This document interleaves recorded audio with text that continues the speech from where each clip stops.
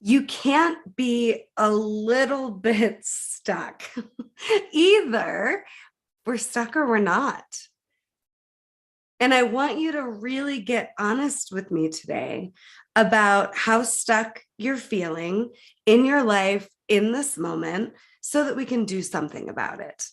I'm so honored to be here. I'm Rebeccah Silence, host of the Healing is Possible experience. This show is designed to take you on a journey of hope and healing with me every Tuesday at 10 a.m. Mountain. And today, what we're diving into are resentment and harsh feelings that leave us feeling stuck. I want you to have some compassion for yourself in this moment. If you are noticing any stuck, whether it's emotionally, mentally, physically, spiritually, financially, sexually, the list could go on.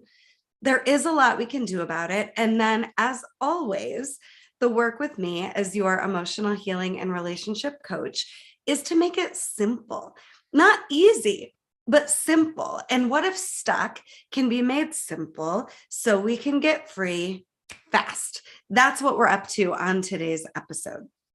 And again, if we're stuck, there's always a real reason why. And underneath it, what I'm going to suggest a great place to start is how resentful are you in comparison to how stuck are you? And my suggestion is they're going to be pretty equal answers. So if I'm feeling 50% stuck, likely I'm 50% resentful as well. So to break it down, stuck is natural and normal when you're needing something to be different. And what if the real only reason to ever be resentful is because we needed something to be different? And here's the good news, and maybe it feels like bad news at the same time, but I promise you it's not. Nothing needs to be different and nothing gets to be different, right? It is what it is a phrase we hear a lot, but I want us to look at that in a new way today together. It doesn't mean just because it is what it is, that you're destined for misery or pain or stuck or upset or even resentment. It just means we can't change it. So we can't change that, but what we can always change is this. You can't change this happened or that happened or this didn't happen or that didn't happen, but you can always change this game inside, the game around how you're feeling about yourself and your life and who you're going to be in the moment you find yourself in is a game you can always play and is a game you can always win at. The game around needing this to be different, whether it's a person, a circumstance, a trauma from age 5, or what your spouse said to you this morning, none of that needs to change for you to get free, which is the opposite of stuck right now, except for your relationship with resentment and your harsh feelings, which is an inside job, which is an internal game. So I'm not saying that underneath the resentment isn't real pain. In fact, there is real pain underneath the resentment. But what I am going to suggest that's maybe a little bit new, or maybe just a great reminder for you in this moment, is that the person or the situation didn't cause the hurt or the upset. Now you might think, Rebeccah, do you know what happened? Like, you don't. So how can you say that? This, diagnosis just got emailed to me in my inbox. This person just betrayed me. This, boss didn't give me the promotion. Whatever it is, I get it happened.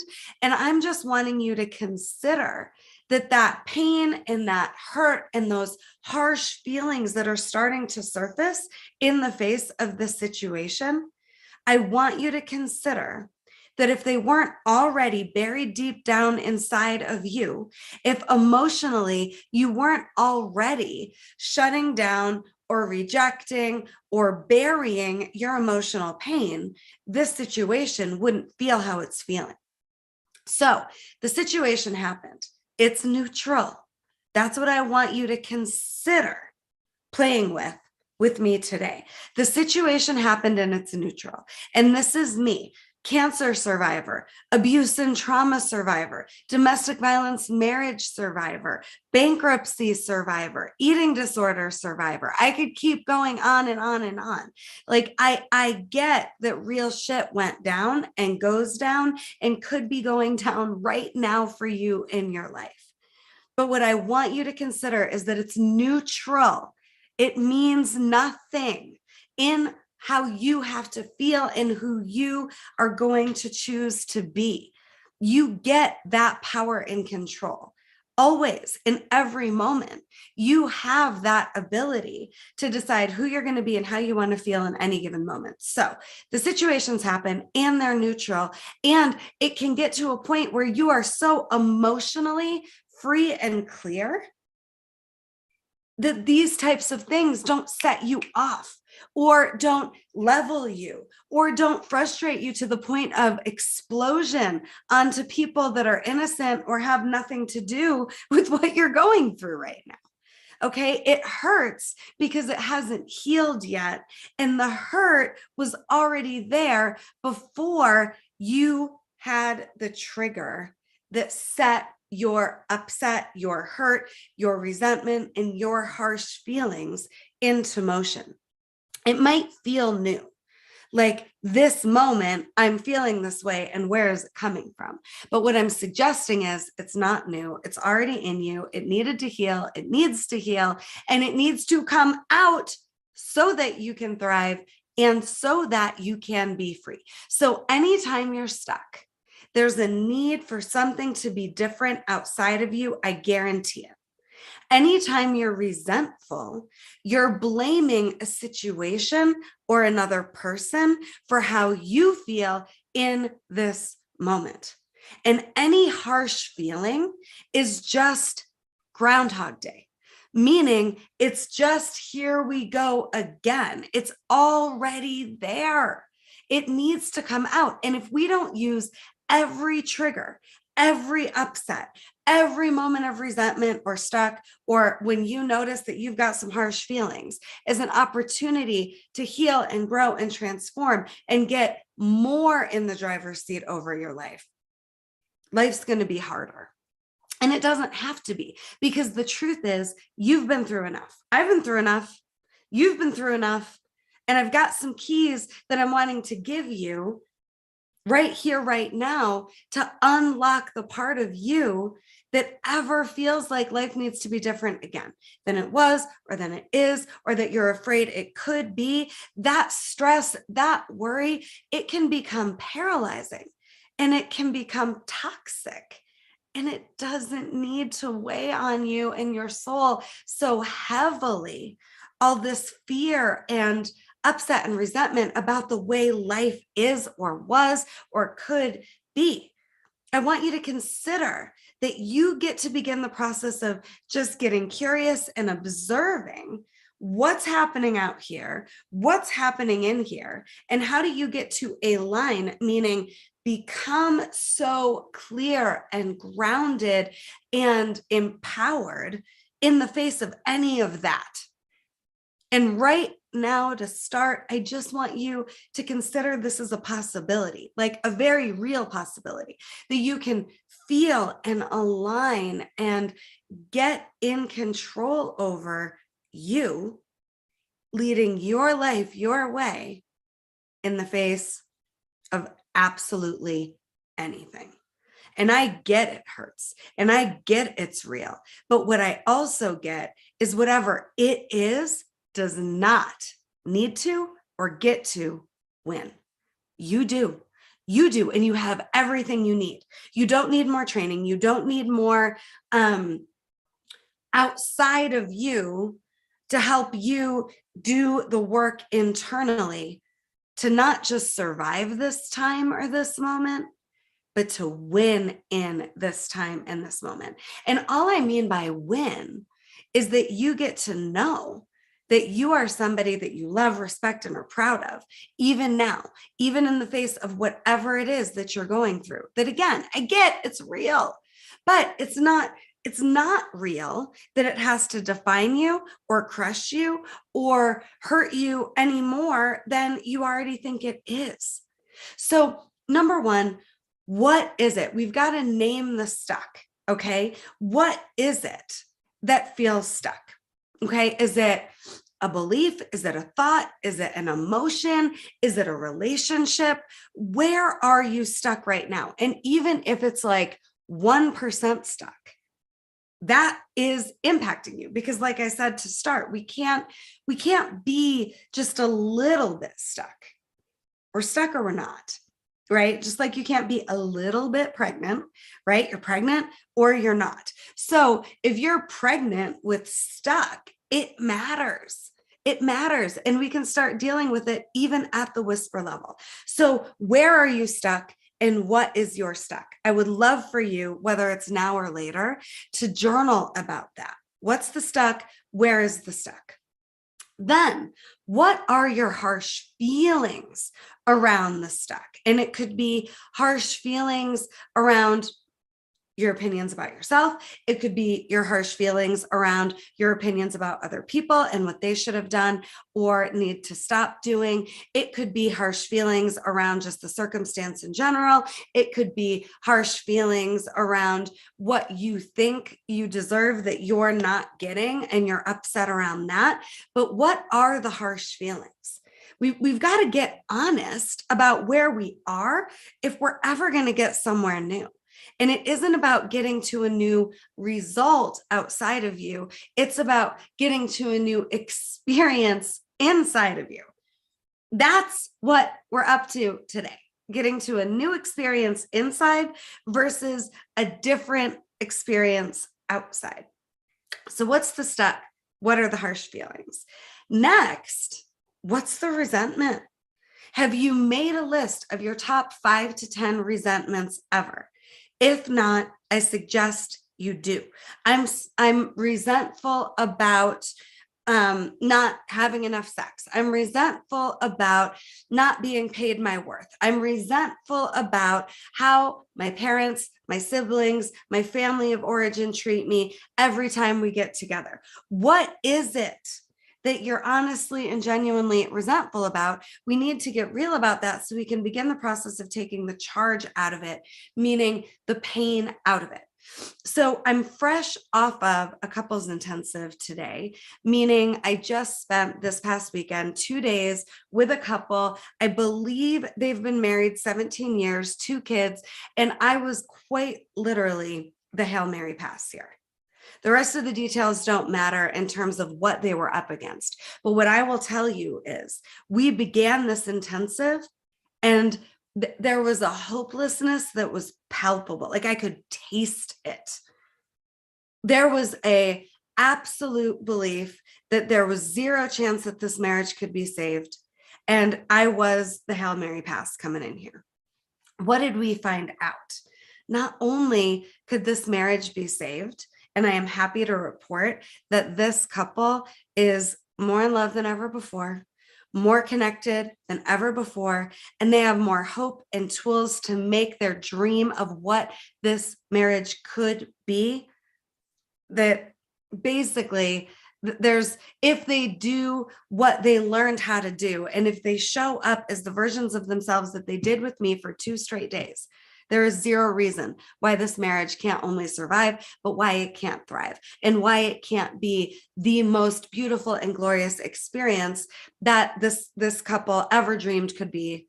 And it really can be. This dream of love, the way they imagined it could be, they got to experience, and they get to keep experiencing if they will continue to do this inner work I'm talking about today. And there was a lot on both sides: betrayal, some trauma. But what was also there were buried resentments from childhood, harsh feelings, and because of the harsh feelings, commitment to withholding love because of what they believed was happening to them.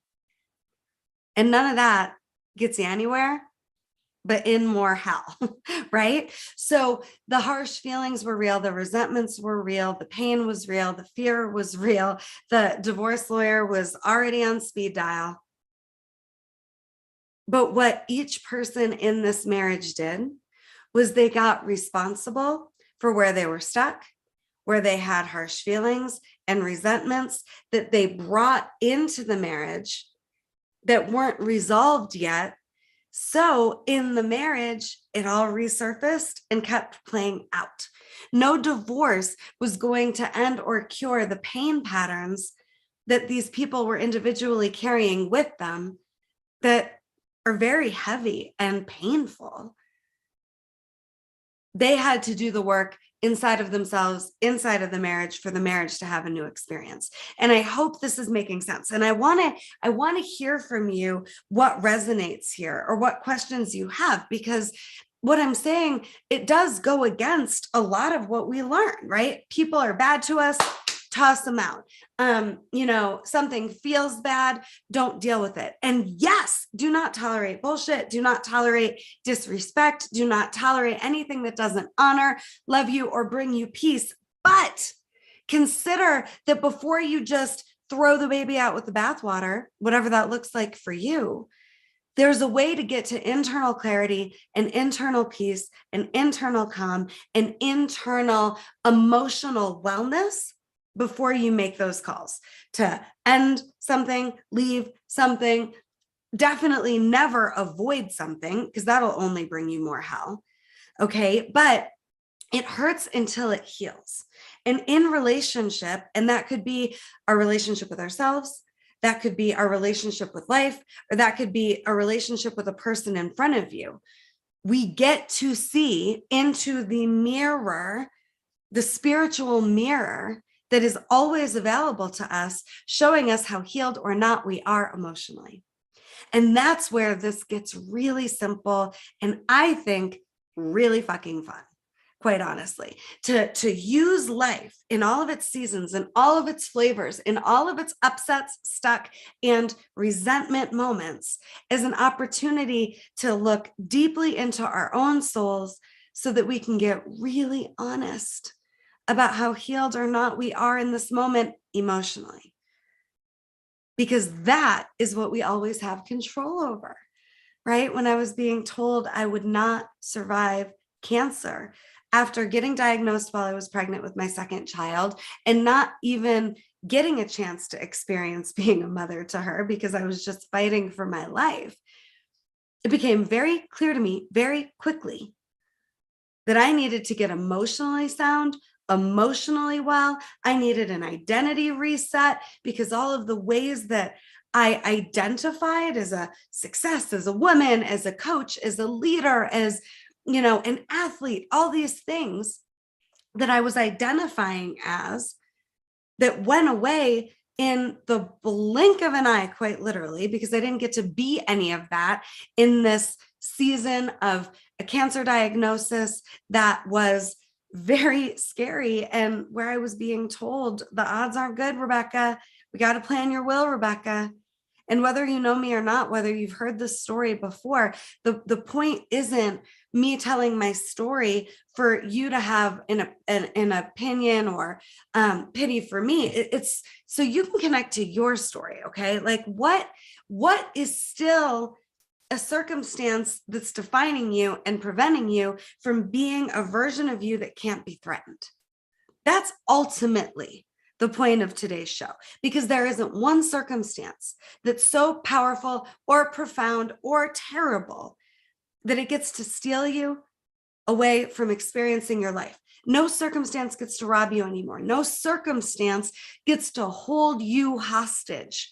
No circumstance gets to prevent your emotional wellness and emotional healing. And I truly believe emotional healing is the game changer of all game changers. You can be emotionally sound, emotionally well, emotionally healed, and emotionally free in the face of anything. I don't care what it is. I don't care how awful they were. I don't care how sick you are. I don't care how much pain you're in. You get to be free. But you're going to have to be the one to get yourself there. You're going to have to be the one that's brave, that becomes your own healer. And I'm here to guide you, right? I'm the emotional survival guide, but I am not the healer. You are. You are the healer. You are a healer on a level that you can't even comprehend. And I don't want it to have to get more painful. And I don't want it to have to get scarier. And I don't want it to have to get more awful, and then you'll deal with it. I spoke to a woman recently whose marriage is also in crisis. Affairs are happening, addiction is happening, people are so shut down in this house, the kids are being impacted. But what she said to me is, it's not bad enough yet. I'm so glad to know you're here. It's not bad enough yet. And this idea that emotions and dealing with our emotions make it worse, it's not true. And this idea that it has to get more painful and worse and then you'll deal with it, I think it's insane. I don't think anything's wrong with you. I don't think any part of you is crazy. I think what's insane and crazy is avoiding looking in that mirror so that we can get honest with ourselves, so that we can get true to ourselves, right? The truth is never that you aren't capable. And the truth is never that the outside factors are the problem, even though the outside factors are happening, even though we can't change what is really going on in terms of circumstances. But what we can change is you getting emotionally free and clear. And that's the place to end relationships. That's the place to make new decisions. That's the place to turn the page and transition. That place of emotional clarity and wellness, that's the place to decide to change your life or to change something about how you're living or who you're being, right? It's never the time to make big decisions from a place of resentment or harsh feelings that are, again, just Groundhog Day on repeat, different costume, different cast of characters, but it's really the same energy. You know, in the work I'm doing, it is all about energy. It's all about energy. And is the energy energizing or draining? And when it's draining, you've got emotional healing work to do. So the next big piece that I want to talk about today for you, we've already looked at what's our stuck, what's our resentment, what are the harsh feelings we're having.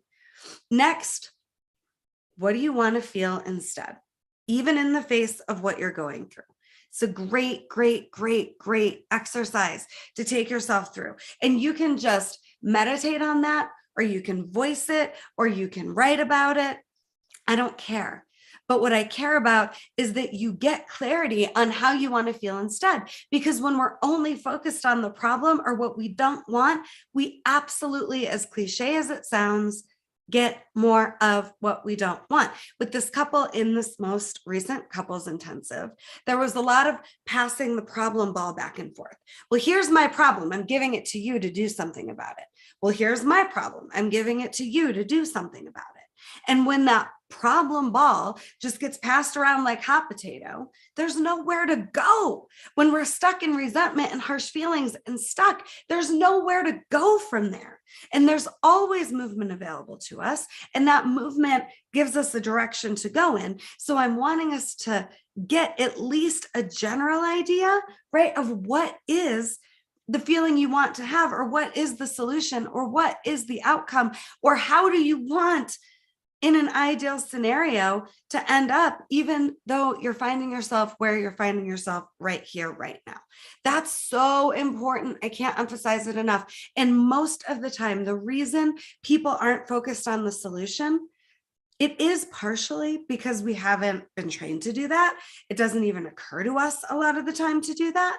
But so often we have backburnered our own wants and needs to the point where if we ask ourselves that question, we don't even know. And so a different way to ask the question beyond just what do you want, because that can get to the point where it's super daunting, even overwhelming, if you haven't thought about or known yourself well enough to be able to answer it. A great next question, we can get there eventually, but a question that you could be asking yourself instead of just what do I want here is what would take care of me? What would take care of me now? And I want us to think about being our own advocate in terms of self-care, not when my spouse changes, that will take care of me, or when the bank account changes, or whatever it is that you think needs to change outside of you. I'm not saying what takes care of you now is something different out there in the world. I'm saying, how can you take care of yourself now in this moment that you find yourself in that isn't changing until you change how you feel on the inside about you? It's not even changing how you feel about what's going on outside of you. It's about changing how you feel about you in the face of all this, because that's what feels like shit. How you feel about you. You might have shame or embarrassment or, beliefs and feelings about you're not capable, you're not equipped to deal with whatever this is. It's always what's going on in here and how you feel about you. That is where the healing lies. Okay, so what takes care of me now? Some examples for you to chew on. Maybe it's, I need to believe I have what it takes. I need to believe this isn't this isn't my fault. Their experience, what they're saying, what they're doing. I need to know and remember this isn't because of me or even about me. They are fighting with a ghost. If it wasn't me, it'd be somebody else that they were saying these things to. Really consider that. They are not actually doing anything or saying anything that is personal to you. This is how they are. They're up against a wall. They're in their own trigger. And now they're just helping you heal triggers that are being reactivated that haven't healed yet, every single freaking time. And if you can know, all right, what takes care of me is to remember this isn't personal. This is them being consistent, doing what they do. I don't have to engage. What takes care of me now might just be remembering I don't have to do this dance. I don't have to accept or engage in anything that doesn't honor me, take care of me, nurture me, respect me. But we don't want a power struggle that has you defensive or trying to prove to them that you don't need to deal with this. It's you knowing that. One of my favorite one-liners that I use all the time and that I teach with my couples work and in my family work is, I love you too much to have this fight right now. I love you too much to do this. I don't know what this is, but I'm not going to do it. And I love you. And I'm going to ask for a break. And I'm going to ask for, us to press pause and revisit when we can have a respectful conversation that ends in a solution that works for both of us. And the thing is, if you haven't led in, we deserve better. Let's reset. Let's come back respectful and willing to get to a solution that works for both of us. That's something to try. But if you're all clogged up and gunky emotionally with all these harsh feelings and all these resentments, and your fuse is this big and you're in fight, flight, freeze mode, it doesn't matter what the words actually are in a conversation. There's no healing available there because you're still in a past wound. So the next thing I want to remind you of is this hurt. They didn't cause it. They helped you access it so you can heal it. Like seriously, okay? They helped you access the hurt so you can heal it. Not once they change, once you do. I think that's powerful and extraordinarily important to know in the face of our triggers, because our triggers, they're so real and they're so loud and they're so painful that we can forget that we're more powerful, but we always, always, always are. So next, let's talk about forgiveness, because ultimately that's the answer, right? Is forgiveness. And this word gets thrown around like the word integrity, and it means so many different things to different people. But I want to break it down for you in 3 steps for the practice of emotional healing and for your 3 steps out of resentment and harsh feelings and stuck. Okay. So when it comes for forgiveness, to forgiveness, when it comes, to this conversation of forgiveness, you've got to get, it's not for them, it's for you. Okay. That is step one. You're healing, forgiveness, which is a way to do your emotional healing work. It's for you. It's not for them, right? And I think people avoid doing the work of forgiveness because they don't want to give this person a free pass, or they don't want to let go of the stand that they are for this should not be happening. This is not okay, right? When we think that the forgiveness work is going to somehow let this thing, whether it's a person or a circumstance, off the hook, we'd rather be righteous and keep swimming in our own shit instead of do the work to forgive and heal and get neutral again. But you're not needing to play God, right? Karma's a bitch. You don't need to prove to anybody how much they're wronging you. They know on some level. And likely they're not proud of their behavior either, but you are the mirror helping them access an opportunity to heal too, right? And then whether or not they want to do that, whether or not, I really believe this, every breakdown, every upset, every conflict, I really believe, it does not need to get to the point of a breakdown for the healing work to begin. Okay, it doesn't need to get worse, doesn't need to get to crisis, doesn't need to be this whole breakdown to breakthrough process. That's exhausting, right? But if you find yourself there on whatever level, each upset is an opportunity for people to get closer and more alive and more the adult version of themselves in that moment. Because the other thing about triggers is when you're upset, you're not the adult in that moment emotionally.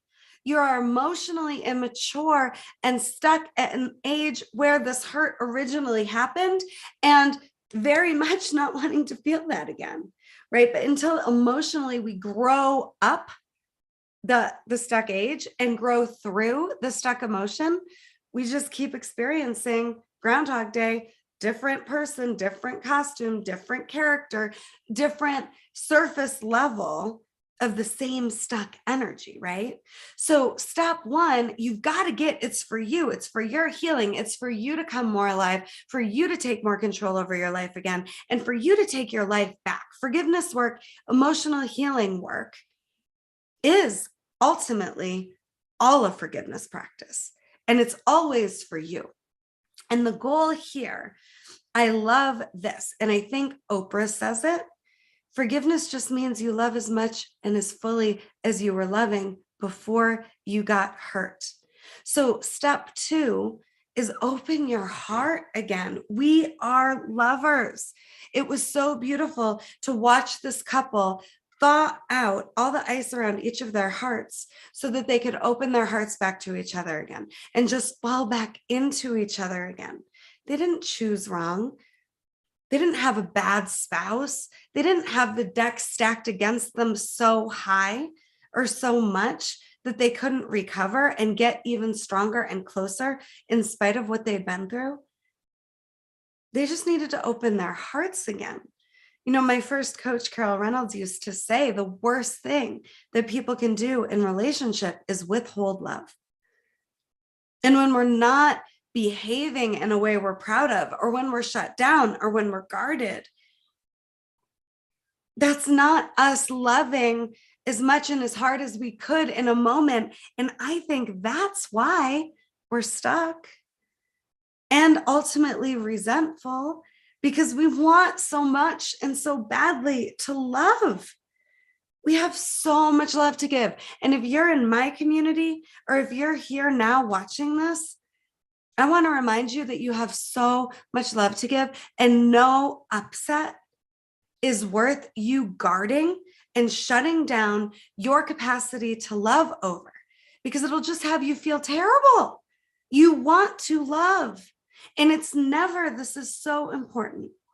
It's never love that hurt you, but it's always love that will heal you, right? So we forgive for ourselves. We open up and get willing to love again, not putting ourselves out there in a way where, it's dangerous. I'm not saying open up your heart to love and put yourself in the same situation with the same person that isn't doing this work or doesn't get what I'm talking about here or what's available here.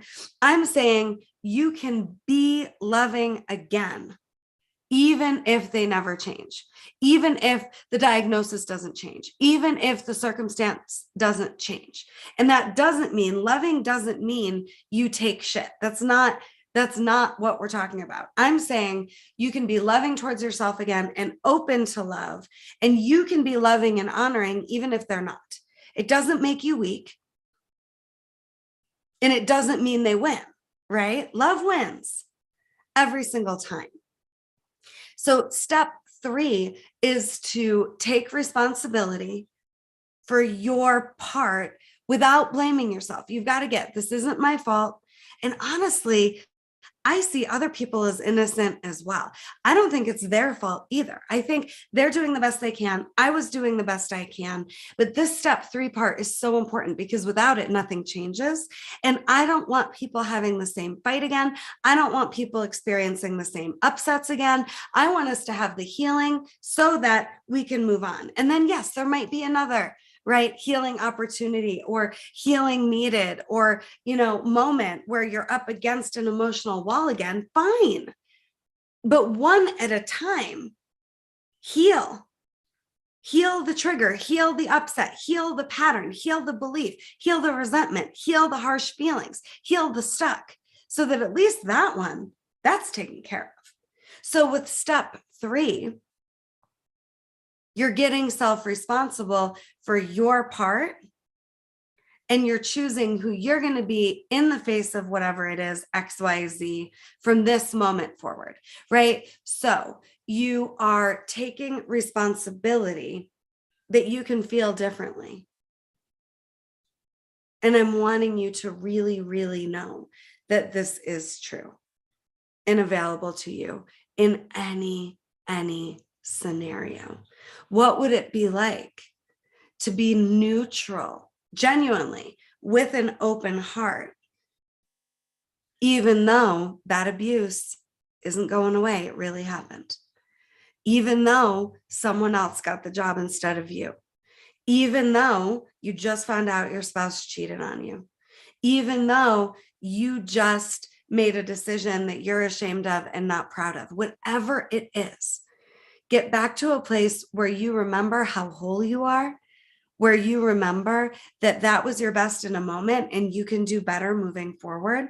And when you begin to live an everyday practice of using life as a mirror to help you see what hurts, what healings are accessible to you that you maybe didn't even know you needed, my God, are you free? I love you. I adore you. I see you. You've been through enough. Let's move forward, not letting resentments and harsh feelings win. And what I'll leave you with today is underneath every harsh feeling is a real emotion that needs to be felt. Sometimes the harsh feelings, including resentment, they're protection, right? Because we don't know how to have a healthy relationship with our emotions. And remember, feelings are very different than emotions. Feelings, okay, are how we feel about outside circumstances. So let me say that again. Our feelings are always about what's happening. And when we focus on how we are feeling about what's happening, it prevents us from accessing the emotions we need to feel underneath those feelings to get free, right? So there's a difference between our feelings about circumstance and the emotions we need to feel to get free. The emotions that we need to feel to get free, there's only 5 in the practice of emotional healing that we make important: anger, fear, grief, joy, excitement.